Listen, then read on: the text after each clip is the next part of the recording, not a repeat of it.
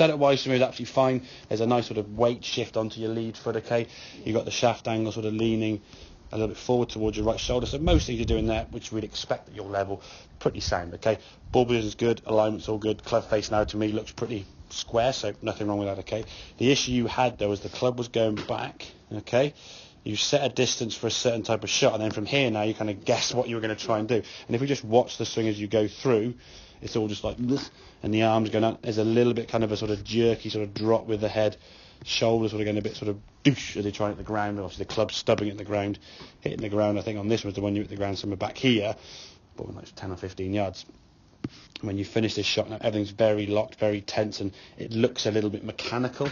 Yeah. Whereas if we swing this one as you go back, same good back swing, and there's a release of the club to the target. So when you finish this swing now, you're kind of in that I've hit it 40 yards swing rather than in it 20 yards, but trying to at the last second gain double the distance by just hitting it and flicking it. Yeah. So you're kind of pre-setting.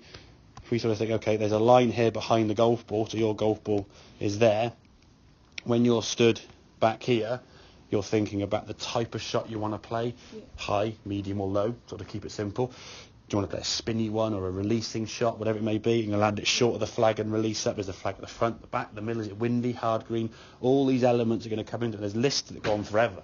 I mean, there's probably 15, 20 variables you could think of before a shot's played. Yeah. But you haven't got to think of every single one. For the most part, you stand there, okay, right, 50 yards, flag at the front, bit of height, doom, spin. Okay, fine. I think I do it with my irons a bit, as I lost a bit of confidence. Of course. Once you lose confidence, rather than thinking about the right things, you're worrying about the wrong things. Yeah? You start thinking, am I going to duff it? Am I going to just make a mess of it? Is my knees doing this? Is my arms doing this? And you start worrying about technique rather than, there's my target, just throw it kind of thing. That's sort of the mentality you've got to have. So if we can get that release of that club, so halfway back, your swing kind of is, a circle, not that one. Your swing's kind of L shape-ish there.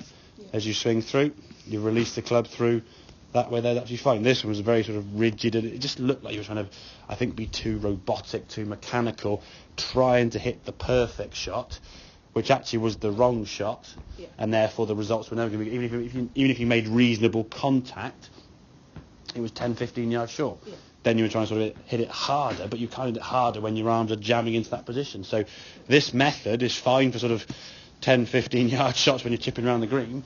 When you want a bit of distance, 40, 50 yards, whatever it may be, you've got to allow that release of that club, just allow that softening of the arm. Don't try to push them down to the ground too much.